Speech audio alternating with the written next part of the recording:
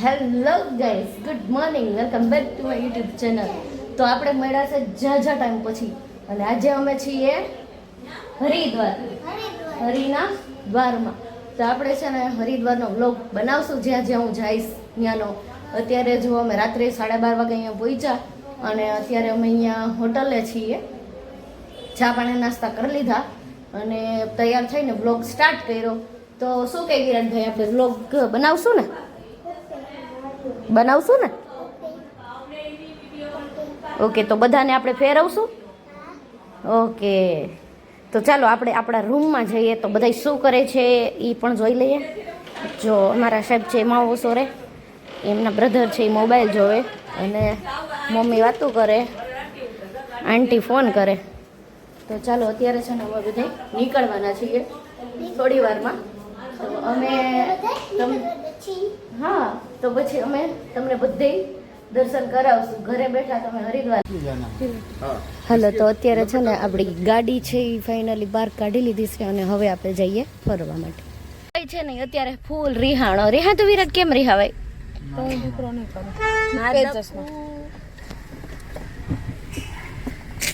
ચશ્મા પહેરલે, ચશ્મા પહેરલે વિડીયો ઉતારો. હા, દીકરો હશે ને તો ચશ્મા પહેરલે મસ્ત ફોટો આવશે.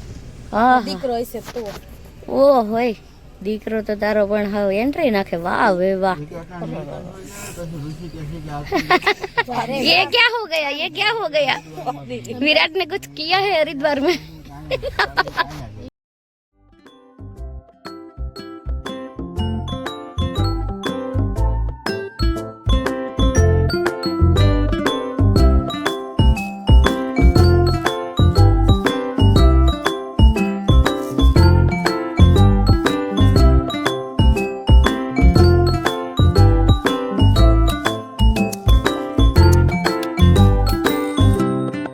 તો ચાલો ગાઈઝ, આપણે હવે છે ને પર્વતોની એક લહેર કહેવાય ને કે આનંદ માણીએ. જો ઉપરથી પર્વતની ઉપરથી આપણે હિમાલયમાંથી જે આ નદી આવે છે ગંગામૈયા, જે હિમાલયમાંથી ઓગળે છે બરફ, અને અત્યારે એ પાણી આવે છે અહીંયા ગંગા. અને એની વચ્ચે એક મહાદેવનું મંદિર છે જે છે નીલકંઠ મહાદેવ મંદિર. અને ત્યાં આપણે જઈએ. અને ઉત્તરાખંડમાં આવો ને એટલે અહીંયા તો જવાનું તમે ચૂકતા જ નહીં. બહુ એટલે બહુ મસ્ત છે. પહાડોની વચ્ચેથી આપણે નીકળીએ અને તમે એમાં જો સાઈડમાં જોઉં ને તો તમને બીક જ લાગે કે ભાઈ હું પડી જ જઈશ, એવું જ લાગે આપણે. અને બે બાજુ વૃક્ષ અને દુકાનો અને માણસો અને બધું જોવા મળે. અને એલિફન્ટે જોવા મળે. અમને તો નહોતા મળ્યા પણ કદાચ મળી પણ શકે. તો જો આ નીચે કેટલું નીચે છે એ તમે જોઈ શકો. તો બન્યા રહેજો વ્લોગમાં. અને હા, લાઈક શેર સબસ્ક્રાઈબ તો ભૂલતા જ નહીં.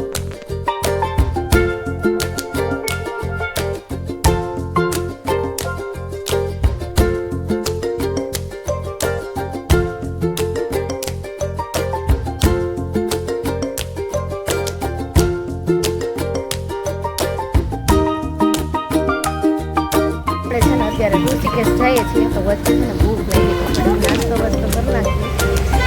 ત્યારે જો અહીંયા આપણે ઊભા છે નાસ્તો કરવા માટે. ભાઈ મેગી બનાવે છે જે ઋષિકેશ તરીકે ઓળખાય છે. ખરેખર જોવા જેવું છે. ચલો હું તમને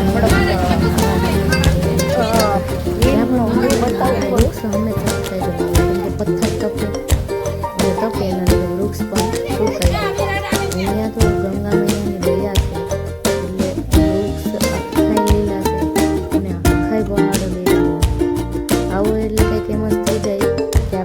સ્વર્ગમાં અને બહુ અતિ આનંદ આવે છે.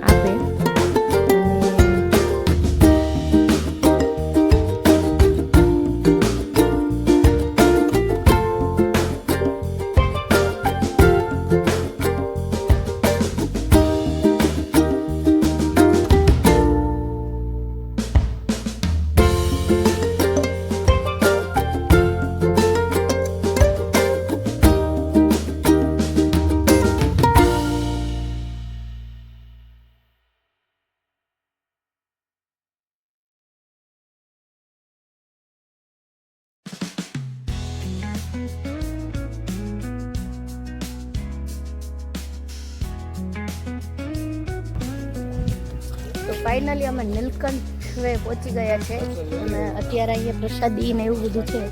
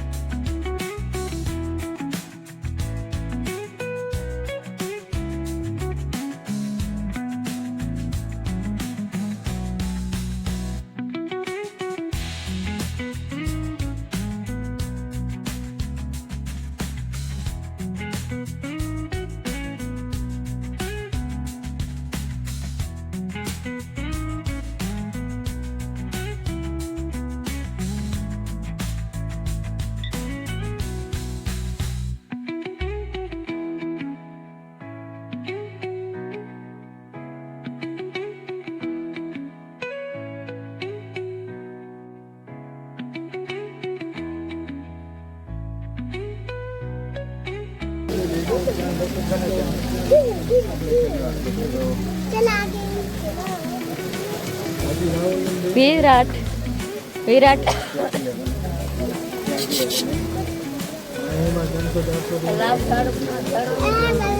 ખબર નથી.